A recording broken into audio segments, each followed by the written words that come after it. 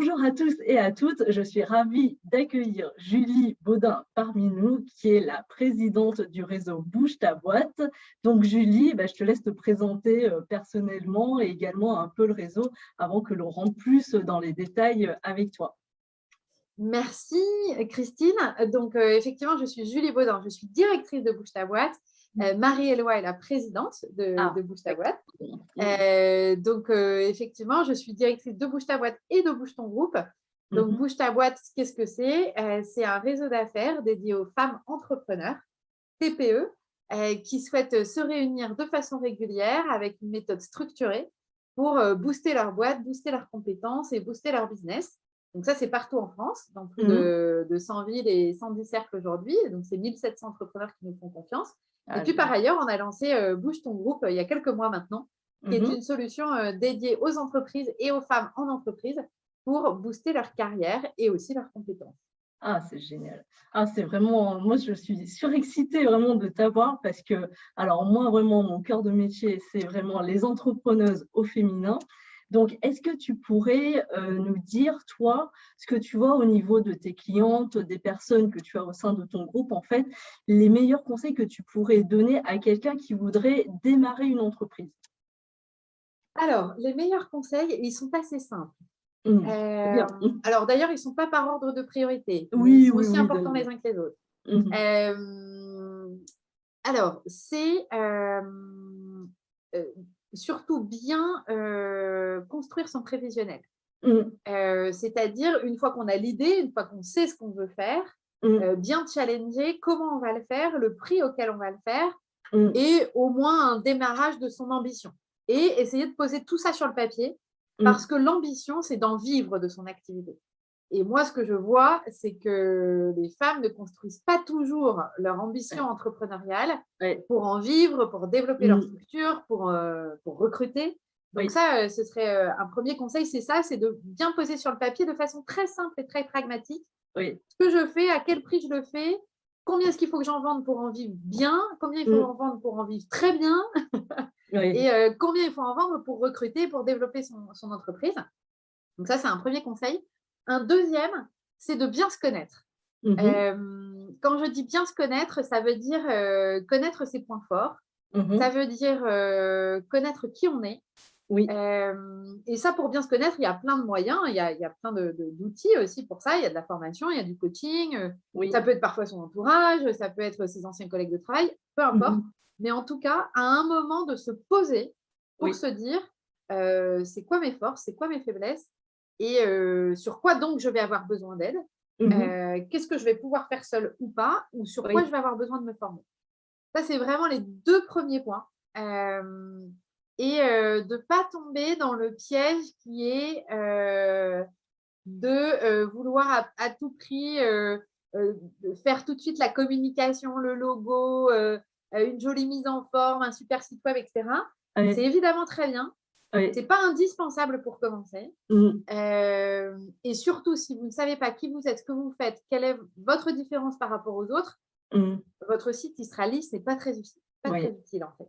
Alors, je te rejoins totalement, en fait, parce qu'effectivement, ce que je vois, c'est que les gens ont tendance à se précipiter effectivement sur le logo, sur le marketing, sur la communication, parce que c'est quelque chose de plutôt plaisant. Mais effectivement, les sujets un peu, entre guillemets, douloureux, qui est le prévisionnel, qui est un peu financier, qui demande un peu plus de technique et de se poser des vraies questions, en fait, sur toutes les lignes, c'est-à-dire le chiffre d'affaires, comment je vais le chercher, les charges, comment je fais pour les dépenser, quelles sont mes charges fixes. C'est des sujets vraiment qui sont très pratiques, en fait, pour lancer le business. Et c'est vrai que les gens ont tendance à pas vraiment y aller. Je suis plutôt d'accord. Oui, parce que c'est pas très sexy. Non, c'est mon problème parce que je ne sais pas si je te l'ai dit, mais effectivement, moi, je suis plutôt contrôle de gestion et du coup, j'aide à établir des business plans. Mais c'est vrai que c'est plus compliqué. Effectivement, les gens n'ont pas du tout envie de faire ça, quoi. Mais c'est et vraiment aussi se poser une indispensable. question, parce que souvent, ça aide à voir plus loin, plus grand. C'est se poser une question, quelle que soit l'ampleur d'ailleurs de son entreprise, c'est de se dire, voilà, si j'ai 10 000 euros, si j'ai 50 000 euros, si j'en ai 500 000, mon projet, il est comment, il ressemble à quoi? Parce que ça permet aussi de construire la montée en puissance qui peut prendre 1 mois, 2 mois, 2 ans, 10 ans, 20 ans. Et puis souvent, elle est bien différente 10 ans après que ce qu'on a imaginé au départ. C'est pas grave. Mais en tout cas, ça oblige à réfléchir en faisant abstraction d'un maximum de contraintes. Et je dis ça aussi parce que les entrepreneurs que je vois tous les jours, et nous, Bouge ta boîte, elles ont en moyenne des entreprises qui ont entre 5 et 6 ans. Donc, vous voyez, elles sont déjà oui, lancées elles sont depuis un déjà petit pérennes, moment. elles ont passé Et pour la autant, partie difficile. Oui, c'est ça, elles ont passé le cap Les des 2 années premières qui sont années les plus souvent. cruciales. Voilà. Donc, et pour autant, elles se sont souvent lancées pour au moins les 3/4 d'entre elles avec leurs données personnelles, donc sans forcément emprunter. Et quand elles empruntent, c'est leur propre argent. Et donc ça fait réfléchir au projet en fonction de l'argent disponible et pas en fonction de l'ambition qu'on veut atteindre. Sachant qu'aujourd'hui, il y a des dispositifs d'accompagnement qui sont très nombreux et qui permettent aussi cette croissance-là. Donc voilà, je dirais 3 choses. Prévisionnel, bien se connaître et se poser la question, qu'est-ce que je ferais si j'avais le double, le quadruple ou x10 en argent disponible et quelle ampleur je donnerais à mon projet. Oui. Et est-ce que toi, parce que tu as beaucoup d'entrepreneurs dans ton réseau, moi, à mon échelle, en fait, j'ai l'impression que lorsque un entrepreneur débute, en fait, c'est un peu la chose à la mode en ce moment, c'est vivre de sa passion. Et du coup, il se lance sans vraiment assumer le fait qu'il est là pour gagner de l'argent. Est-ce que toi, c'est quelque chose que tu vois à ton échelle ou c'est moi qui, à ma petite échelle… Alors non, je suis entièrement d'accord avec toi, Christine. C'est fou ça, hein. Moi, je ne sais pas si c'est parce Alors que en fait, je pense qu'on peut faire les deux. Et c'est surtout que nous, avec les bougeuses et les entrepreneurs qui nous font confiance, on aime à dire qu'on peut tout à fait faire du business avec du sens. Bien sûr. Et en fait, je crois que l'on confond vivre de ce que l'on aime et en vivre financièrement. Et les deux sont tout à fait compatibles. Et on ne fait de mal à personne. Oui. Et on n'est pas une mauvaise personne non plus quand on fait de l'argent et qu'on développe son entreprise. Donc, on peut tout à fait allier business et sens. Nous, c'est ce que l'on fait aujourd'hui. Bouge ta boîte, c'est une entreprise. L'adhésion annuelle, elle est payante avec un certain nombre de services. Et par ailleurs, ça ne nous empêche pas d'accompagner les femmes, de les mettre en visibilité, de veiller à ce qu'elles aient un ancrage sur leur territoire, de veiller à ce qu'elles les accompagner pour qu'elles donnent de la croissance à leur entreprise. Ça n'empêche pas de faire les deux. Par contre, on n'oublie pas que, bah oui, on crée de l'emploi, on crée de la richesse économique. Et ça, on a le droit d'être rémunéré pour ça. Je crois qu'il n'y a pas de mal à ça. Mais effectivement, le revendiquer. Oui, et l'assumer et le conscientiser, j'ai l'impression que c'est quelque chose de compliqué sur la mise en place en fait d'une entreprise. Ouais, je crois que ça vient de nos mécanismes, ça vient peut-être de notre éducation, de nos valeurs parfois. Mais effectivement, je crois que ça passe par une étape de se décomplexer. Exactement. De vivre de son activité, mais c'est comme de bien gagner sa vie, c'est pas non plus tabou. Enfin, je veux dire, généralement, quand on gagne bien sa vie, on travaille beaucoup aussi. Donc, exactement, enfin, ça je confirme, oui. donc, en fait, bien sûr qu'il faut assumer et revendiquer ça. Et d'ailleurs, moi, très souvent, l'une des premières questions que je pose aux entrepreneurs, et encore une fois, qui sont souvent créés depuis longtemps, hein, la première question que je pose, c'est souvent, mais tu veux gagner combien ? Mais c'est une très bonne question. Souvent, on met assez longtemps à me répondre, d'ailleurs, et en me donnant tout un tas de justifications. Je ne sais pas, on ne peut pas savoir. Et en fait, souvent, je leur dis, mais tu peux me dire 1000, 10 000 ou 100 000, hein, j'ai aucun problème. Mais c'est juste qu'en face, on va y mettre les moyens le temps, l'énergie et souvent les obstacles qui vont en face. Et ce n'est pas grave, en fait. C'est juste que si on le sait et si on l'assume, c'est comme de connaître son objectif. Si on connaît son objectif, on peut se satisfaire de l'avoir atteint. Si on ne le connaît pas, on est dans le flou permanent et l'insatisfaction permanente. C'est le fait d'avoir un indicateur annuel prévisionnel, en fait, savoir si on est dans ce qu'on avait visé ou pas et pour quelles raisons et réajuster si besoin. Mais effectivement, ça donne un indicateur parce que si on ne sait pas combien on veut gagner en termes de chiffre d'affaires ou de profit, on ne peut pas savoir en fait comment on se cale, en fait, si on est content ou pas content, effectivement. Exactement. Merci beaucoup pour ton retour sur cette question, c'était très intéressant. Qu'est-ce que tu pourrais nous dire au niveau de Bouge ta boîte ? décris-nous en fait ce que vous faites, ce que vous pouvez faire en fait pour un entrepreneur qui commence. En quoi ce serait intéressant de se diriger vers votre réseau? Alors, nous, Bouge ta boîte, c'est donc un réseau d'affaires qui est dédié aux femmes TPE, donc moins de 20 salariés, et qui ont lancé leur entreprise. Donc ça, c'est extrêmement important. Il y a évidemment beaucoup d'autres réseaux qui accompagnent à la création d'entreprises. Mais on le sait, on a des sujets, des problématiques très différentes entre le moment où on est en train de créer et réfléchir et le moment où on est lancé, on a envie et où on a des exigences économiques en face. Comme je le disais tout à l'heure, l'ancienneté moyenne des entreprises portées par les bougeuses, donc qui sont entrepreneurs, c'est 6 ans. Et donc, on voit bien que dans le réseau, sur les 1700 membres que nous avons, on en a qui ont 3 ans d'ancienneté dans leur entreprise et puis on en a qui ont 15 ou 20 ans dans l'entrepreneuriat. Donc, l'ancienneté moyenne, elle est de 6 ans. Donc ça, c'est vraiment important aussi. Oui, c'est très important. Je suis d'accord. Oui, c'est important parce que souvent, on caricature un peu l'entrepreneuriat avec petit profit, petit business, enfin l'entrepreneuriat féminin. Oui, je comprends. Et alors que c'est bien différent de ça. Donc, nous, aujourd'hui, ce que l'on fait, c'est qu'on accompagne les entrepreneurs en leur permettant de se réunir tous les 15 jours, le midi. Donc, une réunion qui dure environ 1h30, qui est basée sur la sociocratie et l'intelligence collective, très structurée. Donc, ça veut dire qu'on va venir y pitcher sa boîte, brainstormer sur des problématiques du quotidien, la recherche de solutions, etc. On va aussi beaucoup faire de recommandations les unes avec les autres parce que, évidemment, on le sait, développer son entreprise, c'est aussi avoir du réseau. Bien sûr. Et c'est donc souvent de la prescription que l'on a, c'est-à-dire c'est quelqu'un qui recommande quelqu'un avec qui il a travaillé. Donc, c'est pour ça que c'est extrêmement important d'être dans un réseau. Il y a un chiffre qui dit que 90% du chiffre d'affaires d'un dirigeant, quand il est seul, est lié à son réseau. Oui. Et c'est encore, je crois, plus de 50% quand il n'est plus seul. Donc, c'est vraiment important que ce soit Bouge ta boîte ou d'autres, de ne pas être seul quand on est entrepreneur, parce qu'on est déjà seul à la tête de son entreprise. Donc, d'être entouré, c'est absolument clé. Et ces réunions tous les 15 jours, elles sont aussi complétées avec tout un tas de dispositifs digitaux, puisqu'on met à la disposition des 1700 bougeuses qui nous ont rejoints un réseau social interne qui lui permet d'échanger des bonnes pratiques, d'échanger des trucs et astuces, de poser des questions, de faire du business aussi, parce que ça permet de trouver parfois des métiers qu'on n'a pas proche de chez soi, mais qu'on va avoir ailleurs en France, dont on a le plaisir de trouver une bougeuse qui l'exerce parfois à 500 km de chez soi. Et ce réseau social, il nous permet aussi de diffuser tout un tas de contenus, à la fois du webinaire, donc ce sont des mini-formations digitales, qui sont, nous, complètement adaptés sur mesure, que nous, on produit, ou que les bougeuses elles-mêmes mettent à disposition des bougeuses en partageant leur savoir-faire. D'accord. La pure logique de l'intelligence collective, je mets au service des autres mon savoir, qui, eux, font de même en retour.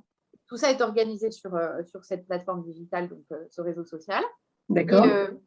Et puis, on organise un certain nombre d'événements sur les territoires. On sort là, avant l'été, d'un tour de France qui s'appelle Bouge ta boîte de ville en ville. D'accord. On a fait 11 villes en 6 semaines. Plus de 1500 entrepreneurs avec des rendez-vous inspirants, avec des invités incroyables. Et tout ça, c'est ce qui permet aux bougeuses. On a 70% des bougeuses qui disent que leur posture a changé en faisant partie du réseau. Donc ça, c'est extrêmement important parce qu'on parlait tout à l'heure d'assumer sa posture de dirigeante, et notamment tout ce qui est face à l'argent. Il n'y a pas que ça. Bien sûr. Il y a aussi le fait d'endosser le costume quand on passe parfois d'un métier de salarié, parfois pendant 10 ou 15 ans. Ensuite, on construit son projet, on se lance, on a son entreprise qui est viable. Eh bien, tout ça, c'est vraiment un changement d'écosystème et un changement de costume. Et ce n'est pas si simple. Et le faire en étant entouré, c'est vraiment important. Donc, elles sont 20 dirigeantes par cercle, 25 maximum.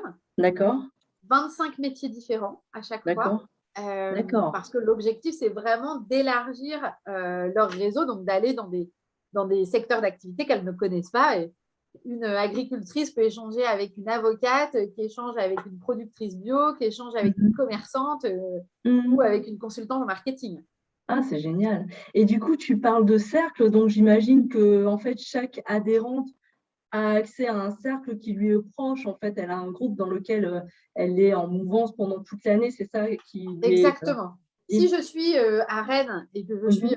entrepreneur à Rennes, eh bien, D'accord. à Rennes, il y a par exemple 3 cercles. Je Mhm. peux tout à fait candidater sur le site bougetaboîte.com, Mhm. choisir le cercle qui est le plus proche de chez moi. Mhm. Je candidate. Le cercle va ensuite me contacter Oui, pour faire ma connaissance, m'inviter d'accord. éventuellement à un Bouge Up, qui est cette réunion qui se déroule tous les 15 jours. Là, je D'accord. vais découvrir ce qui s'y passe. Et Mhm. ensuite, je serai choisie à l'unanimité par le cercle, parce qu'il faut que mon métier ne soit pas déjà à l'intérieur du cercle. Et D'accord. puis ensuite, j'intègre l'aventure Bouge ta boîte. Donc, je participe Mhm. à la fois aux réunions physiques qui ont lieu généralement le vendredi midi, mais il peut y avoir d'autres jours, le vendredi midi, tous les 15 Mhm. jours. Et puis, D'accord. j'accède aussi instantanément à la plateforme digitale. Mhm. Ça, c'est vrai que c'est vraiment important, je pense, parce que l'entrepreneur, je pense, est souvent trop seul, en fait. Il est trop seul durant toute son aventure de manière globale, administrativement, il se pose des questions tout seul. Et c'est vrai que ces réseaux, c'est vraiment important. Alors, c'est vrai qu'il y a Bouge ta boîte, et vraiment la manière dont tu le décris, ça donne vraiment envie. Je trouve que c'est plutôt complet pour accompagner, en fait, un entrepreneur, que ce soit au début, au milieu ou à la fin, parce que je pense qu'on a toujours des problématiques différentes, quel que soit le palier où on est.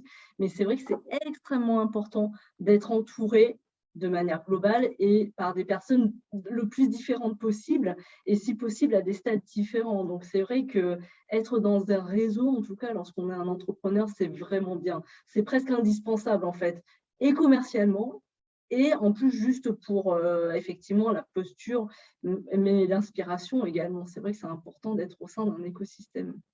Exactement, on va venir à la fois toucher, effectivement, on parle souvent de la solitude du dirigeant, on va venir bien sûr toucher l'aspect compétence, parce que quand Mmh. on est entrepreneur TPE, moi je dis souvent, c'est 20 ou 25 métiers à la fois.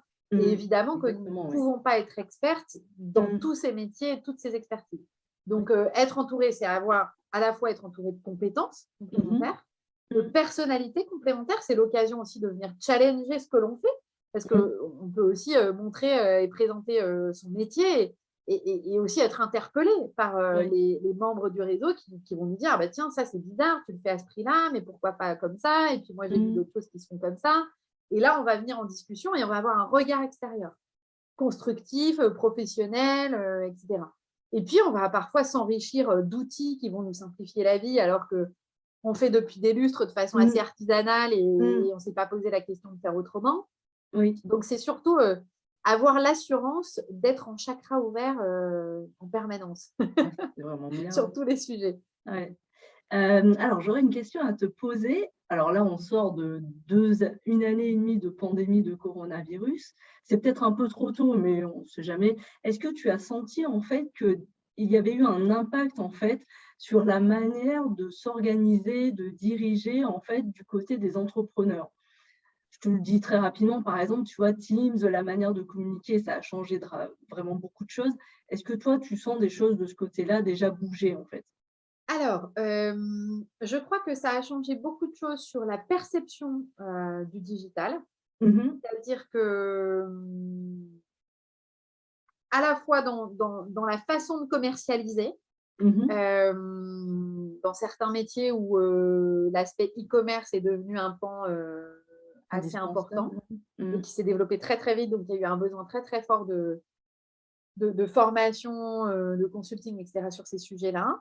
Oui, Dans la façon de piloter, du coup, ça ouvre d'autres perspectives, parce que oui. qui dit e-commerce, click and Mmh. collect, parfois du coaching en digital, ce qui Mmh. jusque-là Oui, c'était très semblait nouveau. ahurissant et Oui, aujourd'hui est devenu normal. oui, Le fait de exactement. travailler pour un client qui est à 600 km de chez soi, pour certaines, c'était évident, pour d'autres, Oui, c'était presque impossible bah, et c'est devenu possible. ça a enlevé des Donc, je pense que frontières, ça hein. a ouvert, Mmh. enfin, je crois que ça a ouvert ce qui était impossible auparavant est devenu possible. Mmh. Et là, je crois qu'on est dans l'étape où on vient rééquilibrer. C'est-à-dire qu'on Oui. vient prendre une partie de ce qu'on faisait avant, une partie de Mmh. ce que la contrainte nous a obligés Mmh. à faire, et on Oui, vient composer avec les deux.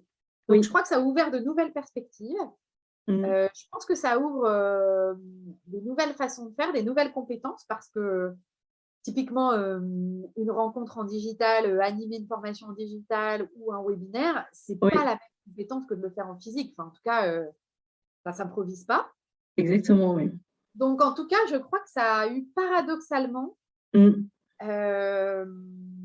ça a ouvert des perspectives, paradoxalement, même si évidemment, d'un point de vue financier, dans certains secteurs d'activité, ça a été très compliqué. Bien sûr, oui, l'impact économique, évidemment, a été très, très compliqué. Oui. Bien sûr, mais je crois qu'en tout cas, ça, en tout cas pour toutes celles et tous ceux qui voulaient voir dans ces contraintes des opportunités, je crois que ça a été le cas. Oui, ça a vraiment, en fait, ça a enlevé beaucoup de frontières. Hein, tout ce qui est accompagnement, effectivement, même la médecine, hein, typiquement, faire des consultations à distance avec son médecin généraliste, il y a 3 ans, c'était pas possible, quoi. Donc ça, c'est vrai que c'est complètement, ça a vraiment changé beaucoup de choses. Je crois que ça a fait gagner énormément de temps. Je pense aussi. Sur l'aspect digital, je pense qu'on a gagné plusieurs mois, voire plusieurs années en termes d'accélération sur ce registre-là, par exemple. Oui, ça c'est, oui, je pense aussi également. D'accord. Alors, moi, j'aurais une dernière question, enfin 2 dernières questions. Quels seraient les conseils que tu voudrais donner en fait à un entrepreneur de manière globale? Donc, au début, c'était quelqu'un qui débutait, et maintenant, en fait, vraiment 2 ou 3 conseils en fait qui te paraissent fondamentaux en fait pour réussir sur son entreprise. Alors, je reviendrai sur l'un des sujets sur lesquels on a échangé ensemble, c'est d'être entouré, c'est-à-dire de jamais arrêter. De ne jamais être seul. Je suis entièrement d'accord. De ne jamais arrêter de faire de nouvelles rencontres, d'aller dans de nouveaux horizons.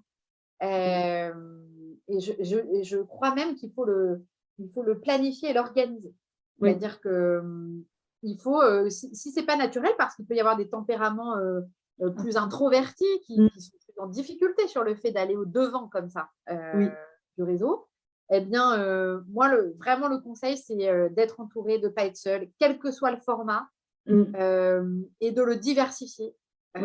Ça peut être des réseaux de pairs, ça peut être des réseaux business, ça peut être des réseaux même associatifs, sportifs, enfin, peu importe. Et de ne jamais s'enfermer chez soi. Ça, c'est vraiment la clé. Et surtout, quand on est débordé. Ah, ça, c'est une bonne précision, effectivement. Oui, parce qu'en fait, on a tendance à se dire, quand tout va bien, on a tendance à se dire, je ferai ça plus tard, je ferai ça quand j'aurai le temps. Sauf que diriger son entreprise, c'est penser loin. Donc, aujourd'hui, ça va bien. Parfois, on peut avoir 1 an, 2 ans d'avance, mais on n'a pas 10 ans d'avance. Non, et ça va vite en plus. Donc, on peut perdre. Et on le sait, réseauter, c'est aussi prospecter. Oui. Donc, et d'ailleurs, je crois que ceux et celles qui s'en sont mieux sortis que les autres durant la pandémie, c'est justement ceux et celles qui ont continué à appeler leurs clients, à prendre des nouvelles de leurs clients, à continuer à réseauter, même quand on était chez soi en digital. Eh bien, c'est pas grave, on peut prendre un café en digital avec un client, avec un contact LinkedIn, avec quelqu'un qu'on a accroché sur les réseaux sociaux, peu importe. Donc ça, vraiment, ne pas rester seul, ça c'est sûr. Oui. Toujours continuer à apprendre. Je suis d'accord. Oui. Quels que soient les registres. Ça peut être sur des mécanismes financiers, ça peut être sur du marketing, ça peut être sur du management, ça peut être sur de la formation. Peu importe son secteur d'activité et ce que l'on fait, c'est pareil, toujours continuer à apprendre. Et ça peut être une fois tous les trimestres, une fois par semaine, peu importe. Ça peut être dans plein de formats différents. Aujourd'hui, il y a tout un tas de contenus accessibles, y compris gratuitement, qui sont pour certains très qualitatifs. Ça peut être des podcasts, il y en a énormément aussi d'accessibles. Des podcasts, des YouTube, des livres, c'est vrai que et se nourrir et apprendre, c'est aussi la garantie de l'inspiration. Alors, on peut se lever ce matin en ayant la super idée géniale de la Terre, mais ça n'arrive quand même pas tous les jours. Et donc, il y a une phrase notamment d'un podcast que j'écoute souvent qui dit il y a une différence entre être entrepreneur et inventeur. Les inventeurs, ils sont en réalité très, très peu. Les entrepreneurs, ils sont très nombreux. Donc, ne jamais cesser d'apprendre. Je crois que ça, c'est je suis d'accord. Important aussi. Oui. Et voilà, je dirais le réseau pour ne pas être seul, s'entourer et garantir l'ouverture d'esprit. 2, apprendre pour ne pas s'endormir et ne surtout jamais faire comme on a toujours fait. Oui. C'est déjà bien, là. Ça fait déjà 2 pas mal. Qui devraient occuper un petit moment. Bon, c'est déjà pas mal. Alors, je développe un tout petit peu. Est-ce que tu aurais un podcast, parce que tu en parles, un podcast que tu nous recommanderais et un livre que tu nous conseillerais? Alors, podcast, il y en a plusieurs. Alors, j'écoute Alexandre Marx, par exemple. D'accord. Qui fait un podcast qui s'appelle Pause. D'accord. Donc là, c'est vraiment une interview d'entrepreneurs qui racontent leur parcours. Là, j'ai beaucoup écouté aussi les podcasts de Léa Salamé qui s'appelle Femmes puissantes. D'accord, super. En termes de podcast, j'écoute aussi pas mal de podcasts de voyage parce que c'est important aussi de s'évader. Oui, j'aime beaucoup voyager aussi. Ouais. Podcast, alors je vais faire une petite dédicace à une bougeuse. Mais oui, bien sûr, Julie, sens-toi libre. Et qui fait un podcast qui s'appelle Avez-vous choisi? D'accord. Qui est intéressant aussi. Voilà tous ceux qui me viennent en tête là tout de suite maintenant. Après, il y en a d'autres, comme Les couilles sur la table. Je suis en train de reprendre ma playlist en même temps, mais hop. Donc ça, c'est assez intéressant. Voilà en tout cas ce que j'écoute là de façon récurrente, tes podcasts du moment. Ouais, mes podcasts du moment. J'écoute aussi un peu dans un autre style Augustin Trapenard, qui est intéressant aussi. Donc voilà, en tout cas, il y a toujours quelque chose sur soit la façon avec laquelle ils ont entrepris, soit les échecs qu'ils ont traversés, soit comment ils ont rebondi, quel que soit le secteur ou le domaine, même dans les voyages, il y a toujours un petit truc à apprendre. Dans les livres, j'ai commencé par, c'est pour ça que j'ai écouté les podcasts Femmes puissantes de Léa Salamé. D'accord.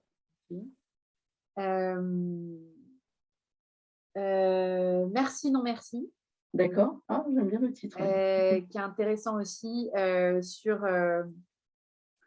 Alors là, ça va être sur les femmes qui changent et qui bifurquent complètement d'horizon et de carrière et qu'est-ce qui les amène à faire ça.